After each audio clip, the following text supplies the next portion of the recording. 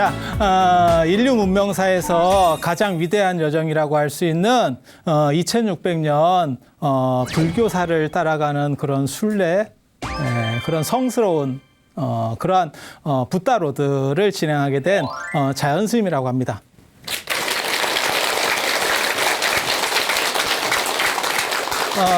사실 불교가 어렵다고 생각을 하지만 실제로 별로 어려운 건 아니에요. 단지 여러 가지 상황들에 의해서 불교가 어렵게 느껴지는 그런 부분들이 있거든요. 그래서 저는 개인적으로 불교가 어렵다는 생각을 깨트리려고 이번 여정을 준비했습니다. 그래서 인도 불교에서부터 시작해서 중국을 거쳐서 한국까지 이러한 긴 여정, 어떻게 보면 대장정입니다. 모택동에 했던 대장정, 안 그러면 실크로드를 탐사했던 그런 대장정들, 또 이분 바투타의 여행기도 있고, 그 다음에 현장 스님의 16년 동안 인도 서역순례, 뭐 이런 부분들도 존재하고, 그래서 마르코폴로의 동방구연문록 이런 것까지 다 아우를 수 있는 아주 진귀한 이야기들로 여러분들을 안내해 볼까 합니다. 제일 먼저 가지고 온 주제는 부처님이 인도 사람이다라고 하는 얘기를 해드리고 싶어요. 언뜻 생각하기에는 부처님 인도 사람인 거 당연한 거 아닙니까? 불교 인도 거 아닙니까? 이렇게 생각할지 모르겠는데 한국 불교에서 만날 수 있는 부처님은요, 실제로는 인도적인 부분이 거의 없어요. 불상을 이렇게 한번 봐보세요. 그러면 그냥 조선시대 때 약간 살집이 풍만한 그런 체형. 그리고 큰 스님들께서 법문하시면 대부분 한문적인 이야기를 하시고. 그런데 부처님이 진짜 한문을 알았을까요? 한문을 알지는 않았을 거예요. 제가 맨 처음에 예전에 어떤 일이 있었냐면 이게 희한하게도 영어는 못하면 언제나 스트레스를 받아요. 수학은 못하면 별게 없습니다. 수학은 고등학교 이후로는 쓸 일이 없어요. 그래서 어떻게 보면 구구단도 필요가 없는 게 지금 세상이거든요. 연세 드신 분들을 얘기하는 거예요. 실제로 뭐 강호동 같은 사람들이 TV에 나와서 구구단을 외자 이러면 저것밖에 못해? 라고 할지 모르겠지만 카메라가 돌아가고 그다음에 이렇게 조명 같은 게 확 치고 있는 상황에서 구구단 외울 수 있는 사람 별로 없습니다. 그만큼 쓸모가 없는 거예요. 근데 영어는 매번 어떤 과정을 통과하든지 영어 시험을 봐요. 그래서 석사 때도 영어 시험을 보고 박사 때도 영어 시험을 보고 계속 통과 과정마다 영어 시험을 보거든요. 근데 개인적으로 제가 영어를 잘 못합니다. 근데 제가 많은 학위를 할 때 대학원들에서 많이 이렇게 졸업을 할 때 언제나 영어 시험을 봤는데 영어 시험은 한 번도 떨어진 적이 없어요. 그래서 다른 사람이 뭐라고 물어보냐면 어떻게 통과하냐라고 사람이 물어봤을 때 제가 뭐라고 대답했냐면 부처님이 외국분이라서 그래서 그런 쪽에는 아주 영험이 있어 이렇게 얘기를 해줬어요. 그런데 부처님이 한문을 아셨을까요? 한문은 아닐 거예요. 그죠? 한문은 아닐 거예요. 그러면 남방불교에서 쓰는 빨리어를 아셨을까요? 그래서 불교를 배우는데 언어에 대한 필연성은 없어요. 이유가 뭐냐면 부처님이 쓰신 언어가 있어요. 원시 마가다어라고 하는 언어가 있었어요. 근데 그거는 사어예요. 지금 벌써 없어졌어요. 그렇기 때문에 다 번역어밖에 남아있지 않아요. 그래서 언어에 대한 필연성이 없는 게 불교예요. 그런데 큰 스님들은 대부분 한문을 쓰십니다. 그래서 마치 불교가 중국에서 마치 중국 문화를 대표하고 어떻게 한문적으로 관계가 있는 것처럼 실제로는 전혀 그렇지 않아요. 전혀 그렇지 않아요. 그리고 오늘날 사찰에서 부처님이 아침마다 차를 드세요. 그걸 다계라고 하는 거거든요. 다계. 그래서 아금청정수 변이감로다 차를 올려놓고 실제로는 물을 올립니다. 예전에 형편이 좋을 때는 차를 올렸었고요. 나중에 조선시대 때 차는 비쌌어요. 차, 향신료, 그 다음에 염료 이런 것들은 언제나 전시대를 통해서 다 비싸거든요. 요즘 들어서 이런 것들이 다 싸진 거예요. 그래서 그렇게 비싸다 보니까 차를 못 올리는 거예요. 그래서 물을 올리지만 대신 차처럼 받아주세요. 그래서 아금청정수 변이 감로다. 지금 제가 청정수를 올리지만 그것이 감로의 차로 변해서 부처님께 전달되었으면 좋겠습니다. 어떤 거하고 똑같다고 생각하시면 되냐면 지금 우리가 음식 같은 것 지금은 뭐 그렇게도 안 하지만 얼마 전까지 음식상 이렇게 잔치상 같은 거 차려놓으면 뭐 차린 건 없지만 많이 드세요. 상당히 이율배반적인 얘기예요. 차린 게 없으면 뭐 많이 먹을 것도 없는데 그러면 이제 손님 입장에서는 상다리가 부러지게 차렸어요. 이렇게 그렇지만 물론 상다리가 부러지는 일도 없고 현실적으로는 다 아니지만 약간 호들갑스럽게 일종의 방송 멘트 같은 걸 서로 덕담 삼아 해주죠. 그러고 있었던 문화들이 있잖아요. 그래서 차를 마시는 문화라는 게 중국 문화예요. 인도는 차를 마시지 않습니다. 그래서 부처님 초기 경전에 보거나 안 그러면 부처님 전기를 보면 우유를 드시는 예가 나오죠. 인도에서도 지금 차를 마시긴 마셔요. 우유차. 그걸 짜이라고 하는 거고요. 그걸 이제 우유에다가 홍차를 타서 그 영국 풍수입니다. 영국 시대에 들어온 거예요. 영국 지배 시대에.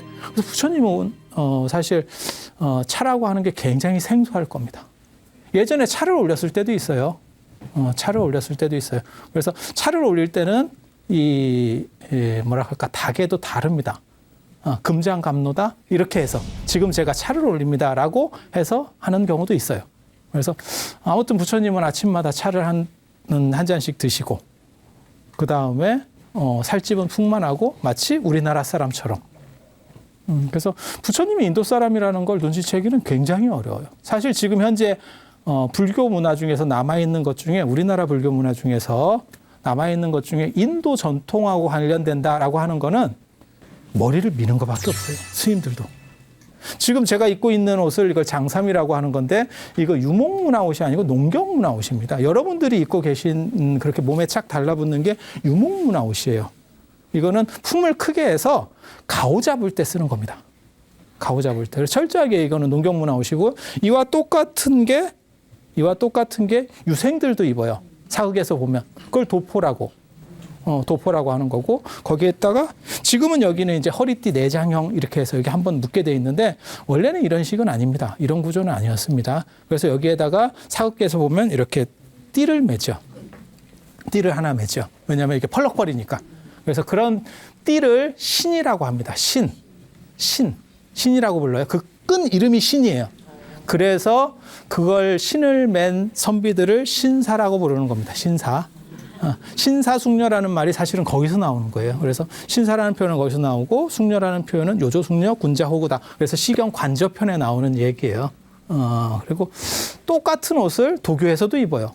푸른색으로 입습니다. 그걸 학창의라고 합니다. 학창의. 그래서 다 이렇게 품이 큰 옷을 입고 가오 잡는 문화가 이거 중국 문화예요. 그리고 바루 같은 경우는 실제로 인도 문화잖아요. 맞아요. 바로 인도 문화입니다. 하지만 하나의 바루를 썼어요. 인도에서는. 지금 우리처럼 4개의 바루, 5개의 바루를 쓰지 않습니다. 동아시아 쪽에서 4개, 5개를 쓰는 이유는 원래는 5개인데 요즘 들어서 4개로다가 또 바뀐 거거든요. 원래는 5개였었어요. 그런데 그렇게 되는 이유는 여기는 음식 문화가 우리 전통에서는 음식 문화가 국물 음식이 많아요. 그래서 그거를 한꺼번에 넣어서 먹을 수가 없었어요. 식재료가 적고 거기에서 이제 물 양을 늘리다 보니까 음식량을 늘리다 보니까 물을 타요. 그래서 음식이 마치 많아지는 것처럼 그래서 국물 문화가 있다 보니까 한 군데다 넣으면 어떤 일이 벌어지냐면 이게 국밥 같이 됩니다. 그래서 여러 바루들을 쓰게 되는 거고 인도 같은 경우는 문화가 완전히 달라요. 인도는 문화가 달라요. 그래서 인도 같은 경우 하나의 그릇. 그래서 탁발할 때 이걸 하나를 들고 가지 탁발할 때 4개씩 들고 다니면 이러면 저글링을 하는 것도 아니고 어떻게 탁발이 가능하겠어요? 그래서 그런 식은 약간 다릅니다. 다릅니다. 그래서 바루라고 하는 거는 인도 전통적으로 내려오는 거지만 약간 변형된 거고 실제로 사찰 같은 경우는 저도 도시에 포교당을 하고 있는데요. 사람들이 뭐라고 얘기하냐면 절 같지 않아요. 이렇게 얘기해요. 그래서 절 같은 건 뭘까요? 이렇게 물어보면 산에 있어야 되고 한옥이어야 된대. 실제로 한옥이라고 하는 거는 인도 부처님이 한옥에 사셨을까? 어때? 그건 안 맞겠죠. 그리고 예전에 인도에서는 탁발을 하고 다녔기 때문에 탁발하는 사람은 산에 살 수가 없어요. 왜? 갔다가 돌아와서 드셔야 돼요. 인도 전통에는 2가지가 있어요. 탁발 전통에서 2가지가 있어요. 그 자리에서 먹어도 되는 집단이 있었어요. 근데 불교는 금강경이나 이런 데 처음 보시면 아시겠지만 탁발한 음식을 가지고 와서 돌아와서 절에 와서 드십니다. 그리고 그렇게 해서 음식을 다 드시는 데까지 12시 이전에 끝나야 돼요.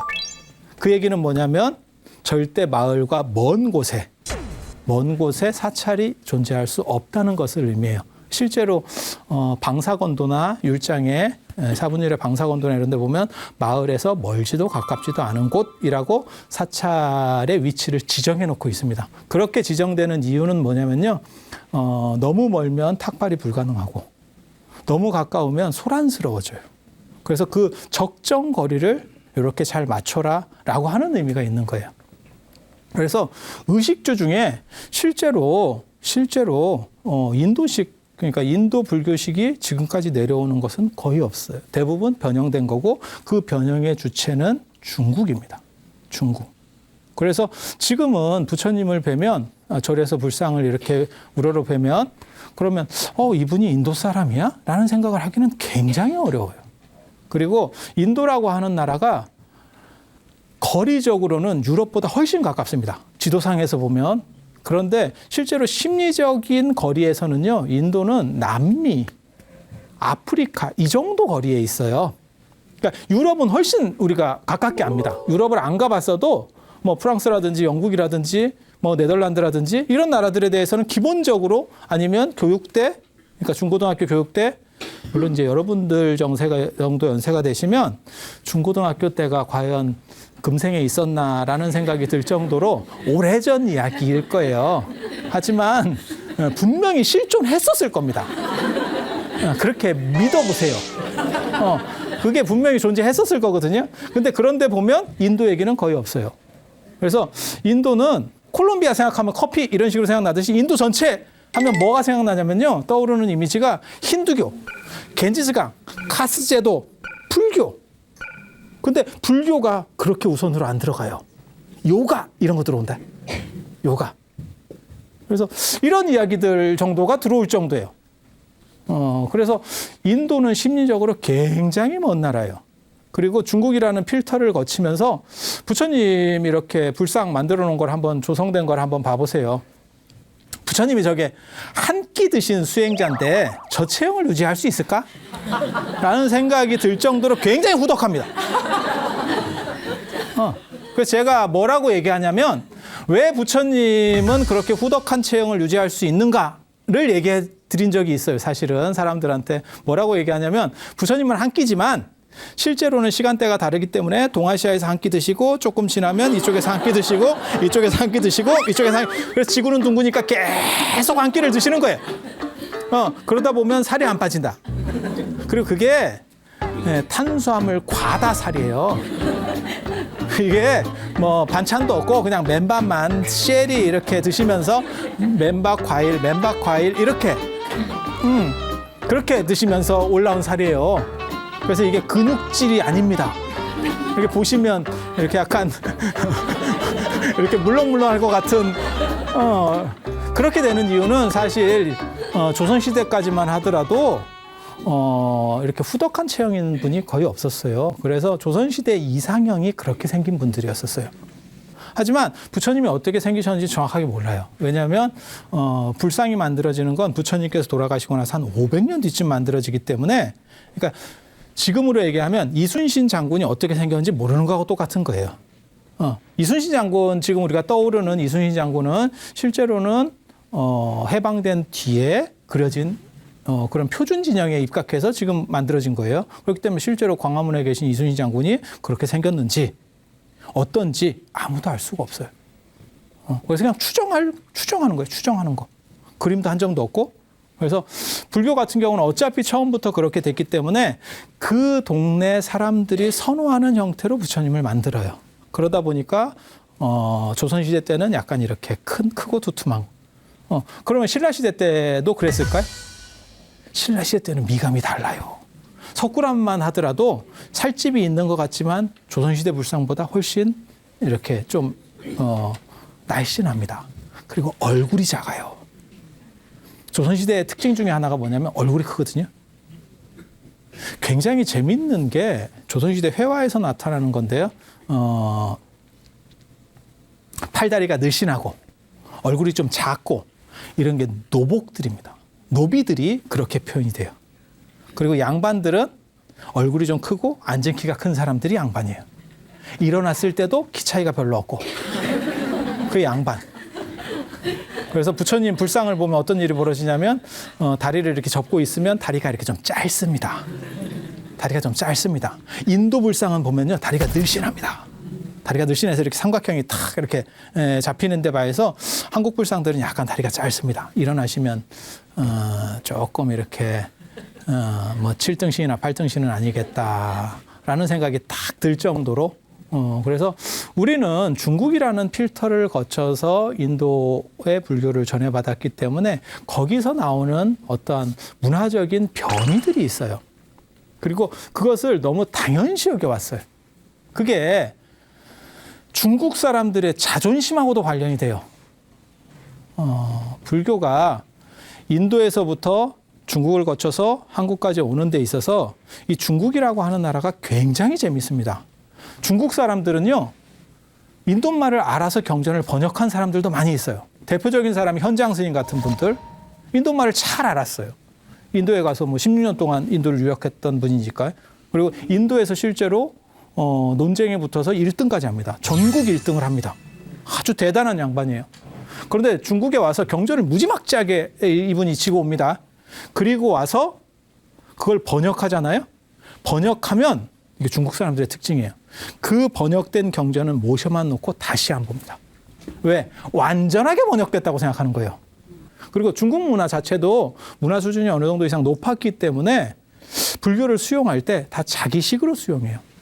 가장 대표적인 거 하나 예를 들어볼까요? 관세음 보살.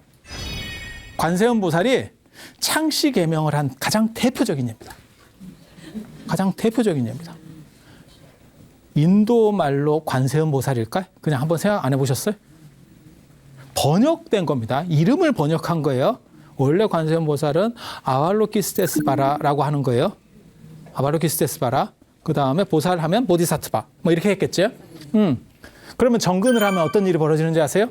아왈로키스테스바라 보디사트바, 아왈로키스테스바라 보디사트바. 힘들잖아요. 숨 넘어가요. 절에서 사실 때 숨 넘어가요. 그러니까 너무 길고 힘드니까 그거를 번역을 한 거예요. 그래서 관세음 이렇게 3글자로 번역을 해버렸어요. 그런데 한 번 더 생각해 보세요. 이름은 번역하는 게 아닙니다. 이름을 번역하면 내 이름인지도 몰라요. 나도. 겁나 놀라운 거예요. 그런데 여러분들이 지금 굉장히 놀라운 얘기를 하고 있는데 단지 이제 나이가 드셔서 둔감해져서 그게 놀랍다는 생각을 안 하는 거예요. 제가 기회를 드릴 테니까 한번 놀래보세요. 이게 청춘으로 돌아가서 한번 놀래보세요. 자, 봐봐요. 이름을 번역했다니까. 그게 굉장히 놀랍지 않아요? 이게 굉장히 놀라운 사건이에요. 그런데 그걸 중국 사람들은 수도 없이 합니다. 수도 없이 해냅니다. 그러면서 그게 완료됐기 때문에 더 이상 원어는 필요가 없다라고 생각해요. 중국 사람도 굉장히 특이하죠. 그리고 그런 불교를 우리가 받아들이게 되는 거예요. 그래서 마치 부처님은 한문을 얘기했을 것 같고 차를 드셨을 것 같고 부처님한테 사실 차는 굉장히 이질적인 거예요. 차를 드시면서 뭐라고 부처님께서 아침마다 드시면서 무슨 생각을 할까요? 이거는 먹어도 적응이 잘 안 된다. 이럴 수도 있어. 그래서 이게 문화적 변이라고 하는 거예요. 그래서 이런 것들이 오히려 불교를 어렵게 만들어요. 그래서 그런 부분들을 걷어낼 겁니다. 정수기의 효과는 뭐냐면요. 이거는 못 먹는 물이에요가 아니고 어떤 물이든지 걸러낼 수 있어야 정수기입니다. 제대로 된 정수기입니다. 그런데 대부분 지금 이렇게 수업하고 이런 분들의 특징이 뭐냐면 어려운 걸 어렵게 설명해요. 그건 개도 합니다. 개도 합니다. 못 먹는 물을 못 먹는 상태로 전달해줘요. 그래서 이걸 왜 이렇게 되죠? 이러면 심오해서 그래요. 이렇게 얘기해요. 심오한 거 없습니다. 부처님께서 말씀하실 때 보면 길 가던 사람, 그 다음에 꼴 베던 뭐 이렇게 목동, 안 그러면 논에서 이렇게 벼 심는 사람들, 이런 사람들 부처님이 이렇게 툭툭 건드리고 몇 마디 하시면 바로 알아듣습니다. 여러분들이 그런 사람마다 못한 게 아니에요. 단 너무 어렵게 설명되고 있는 거예요. 너무 어렵게 설명돼서 여러분들이 잘 못 알아들을 뿐이에요. 그리고 제가 그런 얘기를 합니다. 이 세상에 부족한 학생이라는 건 존재할 수 없다. 언제나 부족한 선생이 있을 뿐이다. 못 알아듣는다는 건 있잖아요. 선생이 100% 잘못하는 거예요. 그건 선생의 의무예요.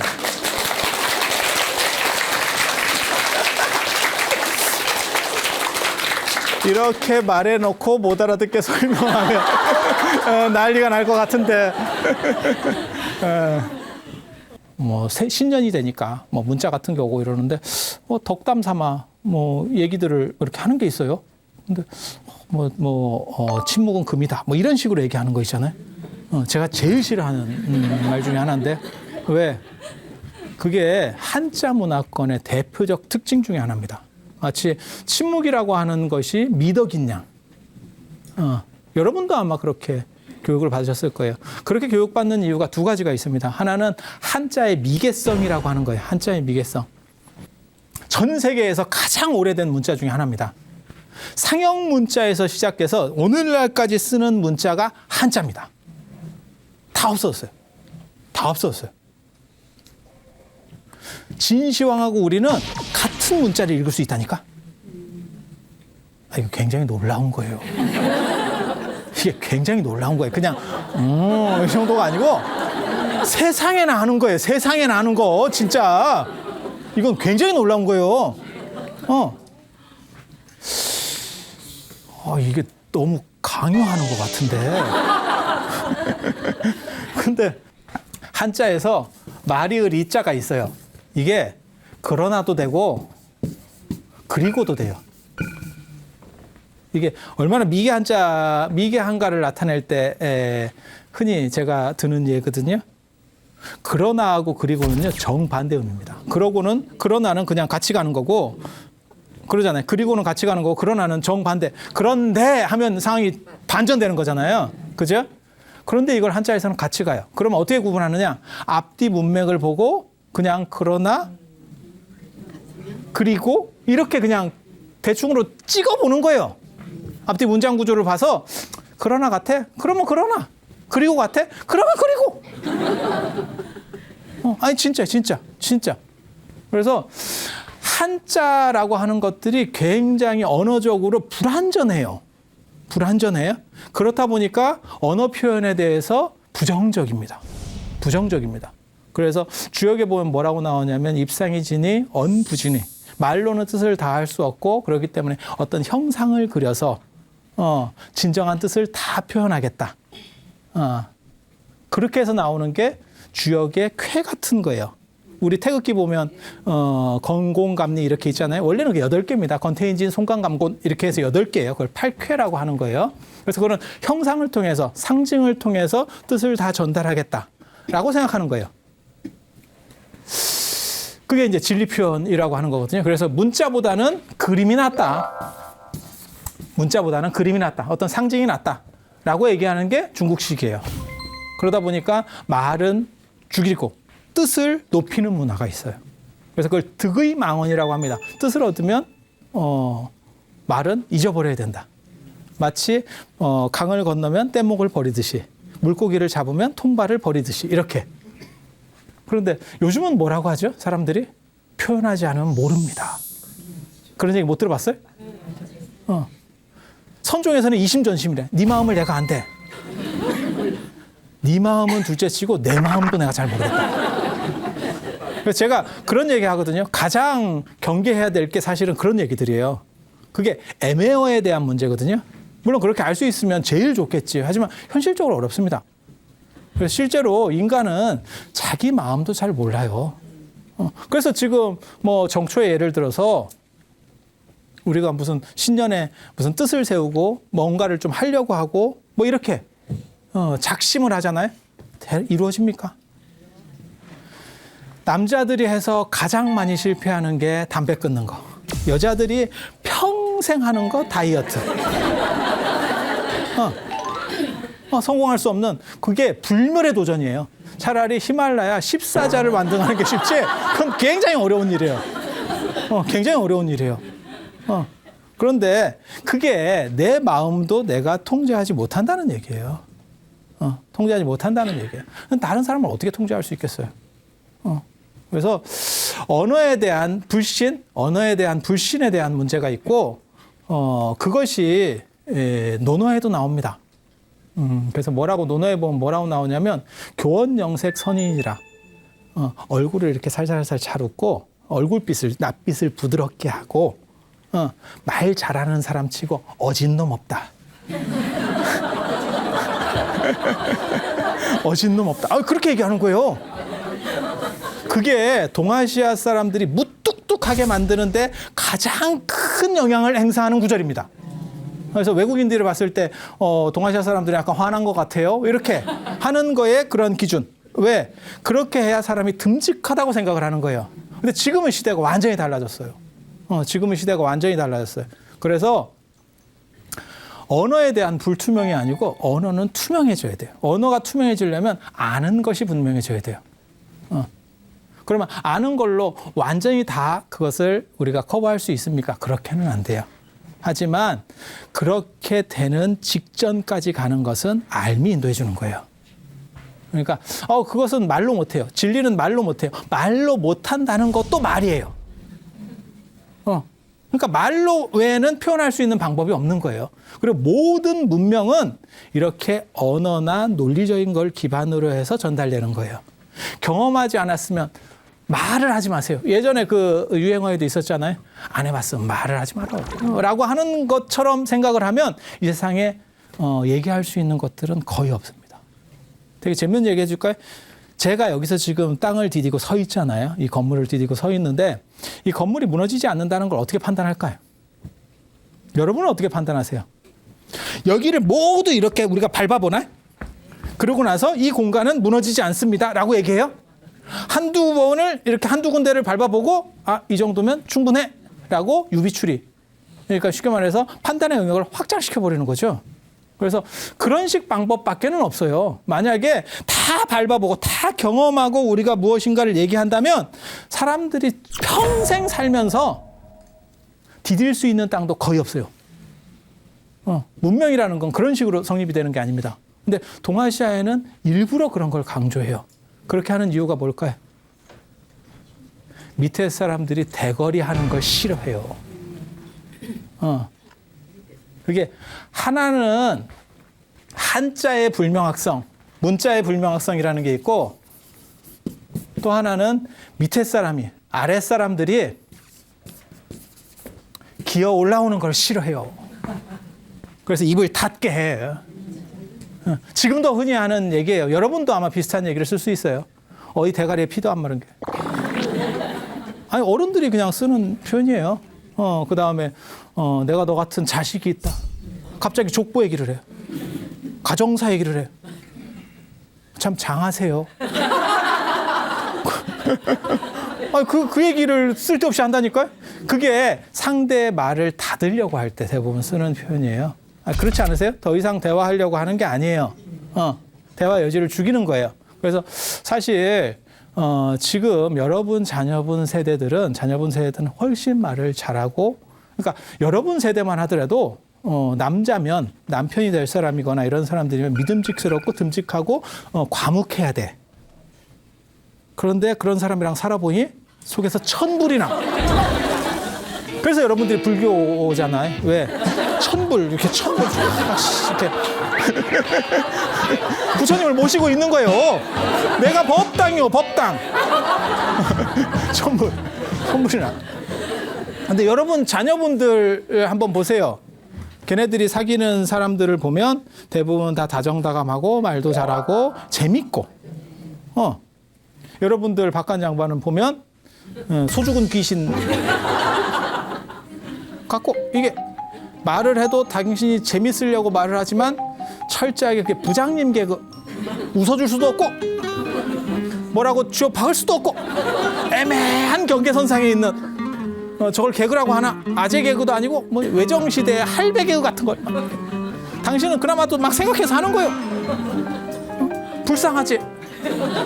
제일 힘든 게 연세 드신 분들의 특징 중에 하나가 메일이나 안 그러면 저런 카톡 같은 걸로 이상한 유머, 이런 걸 계속 보내주는 사람들이 있어요.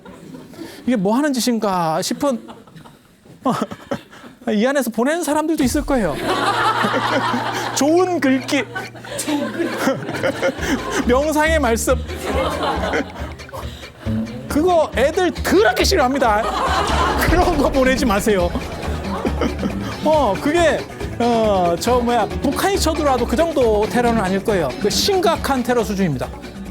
그래서 그런 두 가지가 있어요. 그래서 언어를 가지고 침묵을 만들어 가려고 하는 문화가 있어요. 그래서 이렇게 정초가 되면 음력이 설 무렵이 되면 어떤 일이 벌어지냐면 이제 뭐 부적을 쓰거나 이런 그림 문화가 있어요. 그게 철저히 중국식 문화입니다. 인도는 언어 중심적이에요. 인도에서부터 유럽까지가 다 언어 중심적입니다. 그래서 인도 문화 중에 지금도 남아있는 거, 우리에게 들어와서 남아있는 거 진원 문화. 부적이라고 하는 것은 그림 문화고요. 이건 그림 문화고, 진원이라고 하는 진원, 다란이, 주 이렇게 하거든요. 진원. 다란이는 긴 거, 주는 좀 짧은 거. 진원은 그냥 표준 스타일. 그래서 그런 거라고 생각하시면 돼요. 그래서 이거는 언어에 대한 문화예요. 좀 다르죠. 색깔이 다르죠. 물론 언어를 가지고 궁극적인 데 도달할 수는 없어요. 우리가 아픈 거. 자, 여러분이 환자예요. 그래서 의사가 얘기하는 거예요. 당신 아픈 걸 한번 설명해 보세요. 그러면 설명을 하지만 실제로 내가 아픈 거는 100% 전달할 수는 없어요. 그게 언어의 한계성이라는 거예요. 그래서 언제나 언어 얘기를 할 때는 언어를 궁극적으로 끌어올리고 그 다음에 한 단계 진전되는 거에 대해서 얘기해요. 그거를 중국 사람들은 그림이라고 생각하는 거고, 인도 사람들은 이것에서 언어의 초월 구조로 간다고 생각하는 거예요. 언어의 초월 구조로. 히랍 사람들은 뭘로 생각했는지 아세요? 히랍 사람들은, 그리스, 로마 이쪽 사람들은 뭐라고 생각했는지 아세요? 수학이라고 생각했어요. 수학만이 언어보다 더 본질적이고 그 다음에 진리하고 더 가깝다 이렇게 생각한 거예요. 수학을 강조한 게 누구냐면 플라톤이에요. 피타고라스도 마찬가지예요. 피타고라스가 무슨 피타고라스 정리하려고 했던 게 아니고 그 사람 철학자입니다. 철학자입니다. 그리고 어떻게 보면 약간 사이비 교주 같은, 피타고라스 학파에서 가장 의심되는 것 중에 하나가 뭐냐면 걔네 전통이 있는데 모든 종교에는 금기식이라는 게 있어요. 뭘 먹으면 안 돼라는 게 있는데 피타고라스 학파에서는 뭘 얘기하냐면 콩을 먹지 마라가 있어요. 도교에도 그런 게 있어요. 도교에도 소금 먹지 마라. 무염식. 예전에 성철 스님도 무염식 하셨다는 거거든요. 무염식. 그런데 불교에도 무염식을 주장했던 사람이 있어요. 불교에서 어떻게 보면 이단으로 몰리는 제바달다가 무염식을 주장했어요. 소금 먹지 말자라고 주장했던 게 제바달다예요. 인도에서 소금 안 먹는다는 건요, 굉장히 특이한 일이에요. 왜? 덥잖아. 더운 지역에서, 군대에서 아무리 훈련을 빡세게 시키고 먹을 걸 안 줘도 소금하고 물은 줍니다. 몰라, 지금은 어떤지 모르겠는데 저 때도 그랬었어요. 소금하고 물은 줘요. 왜냐하면 소금하고 물을 못 먹게 되면 사람이 쓰러지잖아요. 그걸 뭐 어떻게 할 거예요? 사람을 잡자는 게 아닌데. 그래서 이런 부분들 굉장히 재밌어요. 그래서 인도에서 왜 먹지 말자 했나? 그런데 그걸 기록을 찾아보면 뭐라고 나오냐면 소금은 더럽대. 이게 물을 증발시키고 끓여내는 과정에서 이게 약간 불순물이 있다. 이렇게 해서 그 부정한 것을 먹으면 어떻게 된다. 이런 식의 어떤 종교적 믿음이 있었는가 봐요. 그래서 안 먹었대요. 몰라. 소금보다 더 이해하기 힘든 게 콩이에요. 콩. 전 세계 사람 아무도 몰라. 왜 안 먹지 말라 했는지. 근데 피타고라스 교단에서는 아무튼 안 먹었어. 그건 금기식이야. 소크라테스가 처형당하는 이유, 독배 나중에 마시고 죽잖아요. 공짜면 양잿물도 마신다는 신념하에 완샷하고 돌아가시거든요. 그렇게 되잖아요. 제자들이 도망가라 그랬어요. 소크라테스한테. 그랬더니 그건 내가 할 일, 그건 가오가 무너진다. 우리는 그렇게 안 산다. 딱.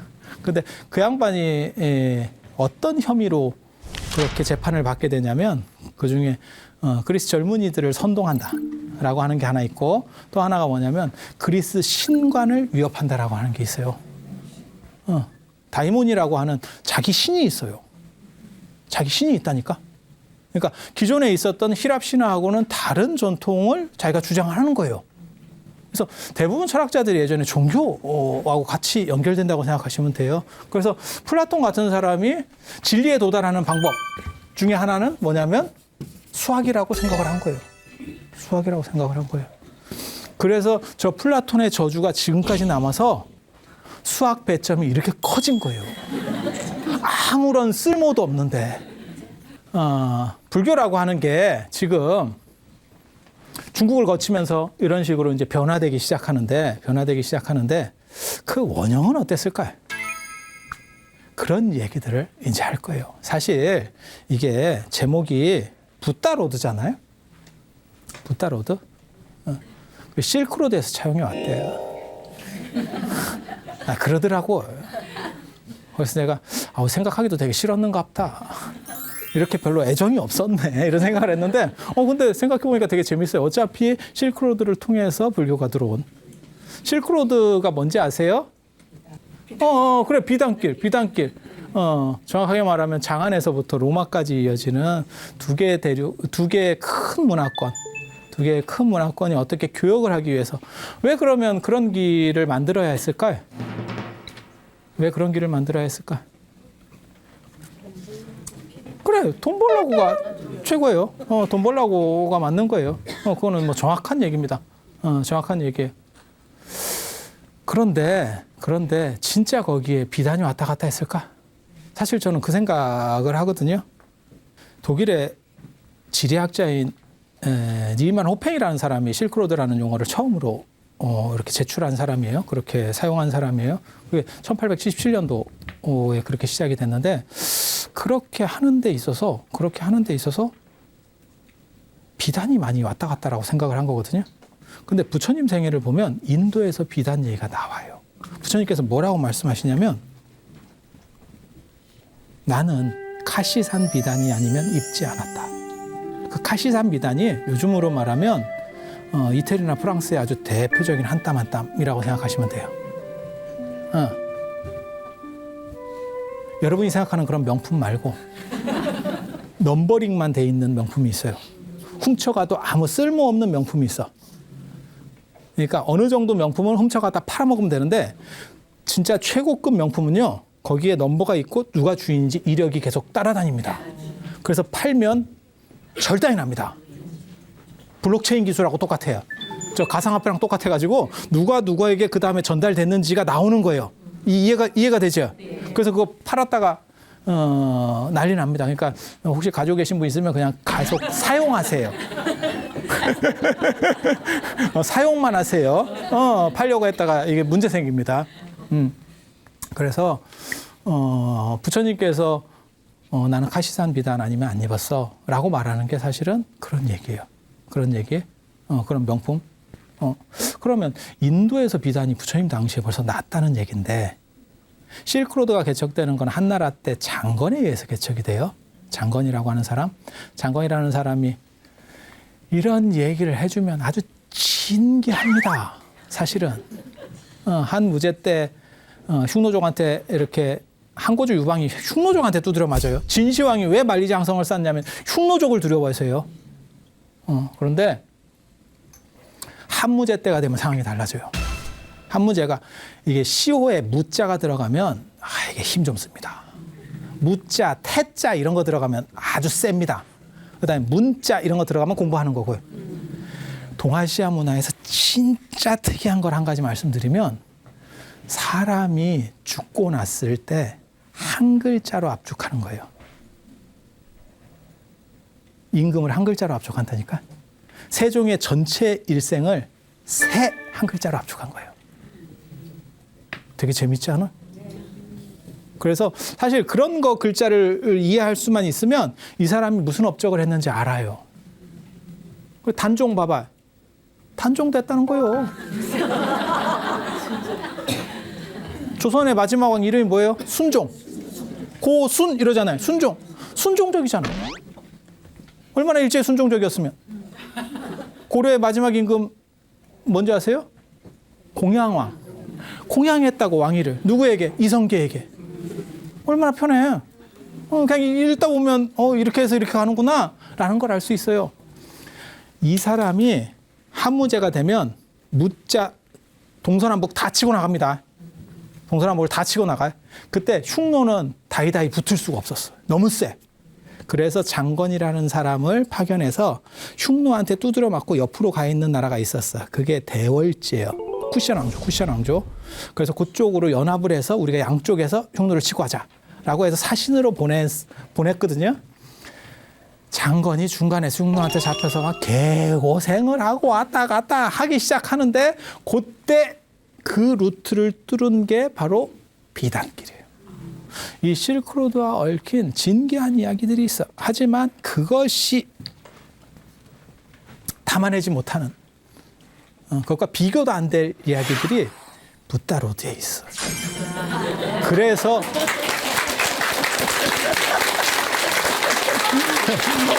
억지로 치는 것처럼 하지만 그래서 앞으로 전개될 내용들은 실제로 실크로드랑 관련이 돼요. 왜냐하면 불교가 인도에서 시작돼서 중국으로 넘어오는 것들이 다 실크로드를 타고 넘어오는 거예요. 만약에 그 실크로드가 열리지 않았다면 사실 불교가 중국에 넘어올 수 있었을까에 대해서도 한 번 정도 생각을 해봐야 돼요. 그래서 그러한 이야기들, 지금 오늘 하지 못한 그러한 진귀한 이야기들이 다음 시간에 이어질 거예요. 다음 시간에 이어질 거예요. 그래서 다음 시간에는 중국적 불교, 그 다음에 인도 불교. 그래서 인도 불교부터 시작을 하는 거예요. 그래서 인도 불교의 어떤 특수성, 특징들에 대해서 이야기하고, 그 다음에 인도만의 어떤 문화적인 특징, 그 다음에 인도와 관련된 아리안족이라고 하는 사람들이 있어요. 그런 아리안족에 대한 이야기를 해드릴 겁니다. 그럼 오늘은 시간이 다 됐으니까 이 정도로 마치고 다음 주에 또 뵐 수 있도록 그렇게 하겠습니다. 자, 고생들 하셨습니다.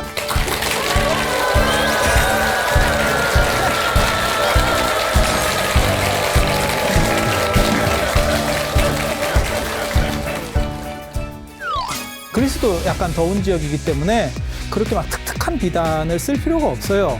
그런데 불구하고 왜 비단을 중국에서 수입했을까? 도자기가 사실은 주된 교역 상품이에요. 고령토가 예전에 히토류입니다.